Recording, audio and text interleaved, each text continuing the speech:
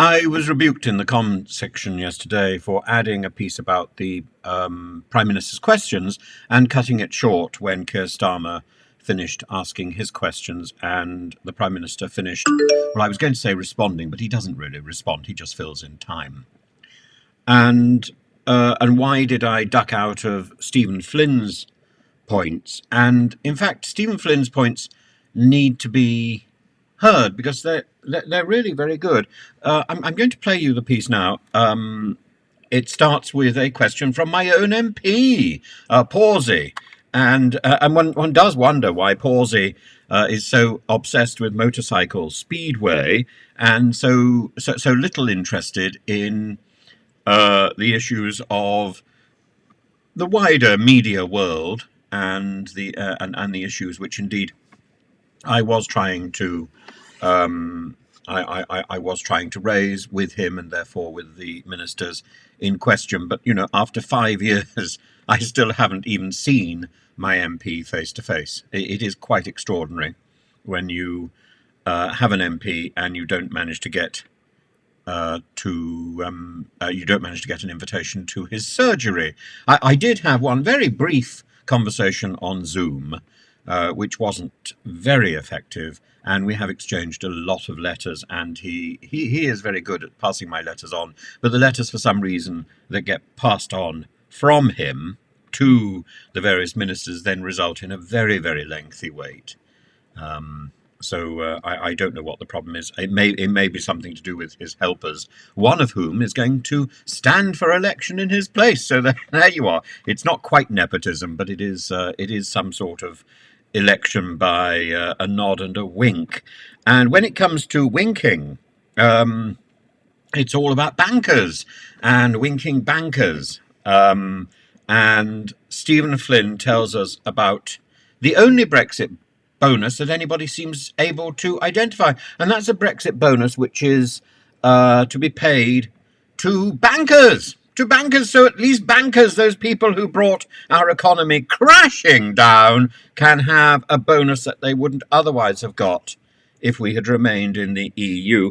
And he points out that it's nice to see that the Labour Party has now tied itself into the coattails of the Conservative Party, even if the rest of the country doesn't quite support this idea. Okay for banks to have a bonus, he says, but not for the ordinary public. Broken Brexit Britain. And it's always exciting to simply witness Stephen Flynn, almost the only MP in the House of Commons who actually does the job. When years and years ago, I remember somebody telling me, oh, it's considered very improper to read from your papers when you deliver a speech in the House of Commons.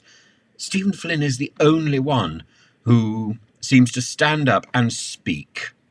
And he speaks with such joyous independence. And I must say, it makes me feel I want to go back to Scotland. I spent a very, very pleasant time in Scotland, and I have some Scottish roots. So I must say it's very, very interesting to be ridiculed in the comments section for talking about the SNP and being accused of having no Scottish links. I hasten to add it's not entirely true, but people are very free and easy with their personal attacks in the comments section. Anyway, let's listen to Stephen Flynn. Stephen Flynn is well worthwhile, and if this is the only Brexit bonus that we've got, it's very useful to know that this is the Brexit bonus that everybody seems to be so coy, so quiet about. Rees-Mogg doesn't talk very loudly about this Brexit bonus, nor does anyone else. I wonder why not. Thank you, Mr. Speaker. The Prime Minister likes to attend live sport, and so I wonder whether he would join me in welcoming the decision of the Planning Inspector in upholding Rugby Council's rejection of an application for development at Brandon Stadium in my constituency, to keep the doors open for it to remain a sporting venue so that future generations will enjoy the thrills and spills of motorcycle speedway and stock cars.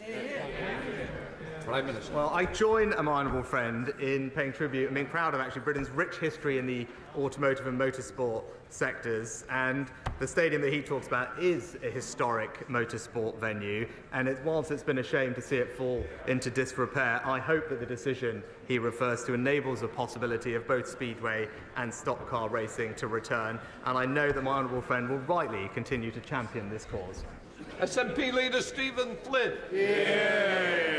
Mr. Speaker, when the Tories scrapped the cap on bankers' bonuses in the autumn during a cost of living crisis, the Labour Party rightly opposed it. Yet here we are, just 3 months later, and the Labour Party support scrapping the cap on bankers' bonuses. Shameful. But is the Prime Minister comforted by the fact that he's now no longer alone in this House on being completely out of touch with public opinion? Well, Mr. Speaker, as I said at the time, we supported the decision of the independent regulator because this was the right thing for financial stability. But that, Mr. Speaker, is because on this side of the House, we have a set of convictions and we have a plan and we stick to it. But he's absolutely right to point out the flip-flopping and U-turning and no convictions of the party opposite. Of course, Mr. Speaker, scrapping the cap on bankers' bonuses was only made possible due to Brexit. So what the Westminster parties are now telling the public is that it's okay for bankers to have unlimited Brexit bonuses, but for the public sitting at home, struggling to feed their families, they have to suck up and deal with the additional food price cost as a result of Brexit red tape. That is the cost, and that is the reality of broken Brexit Britain. Isn't it the case that the great achievement of this Tory government is getting the Labour Party to agree to that bleak future? I don't know whether you agree, but I think it reeks. It's rank. Oh, a ranking banker. I'm sure we could do something with that one.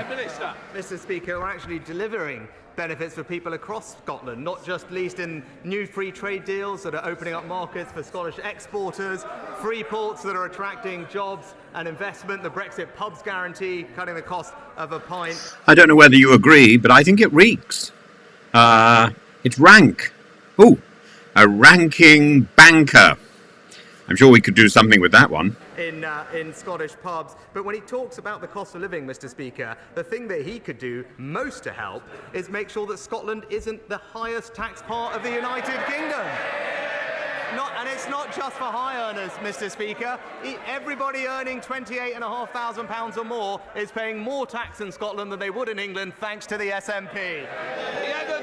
There you are, the Brexit bonus that everybody in power seems to be slightly ashamed of.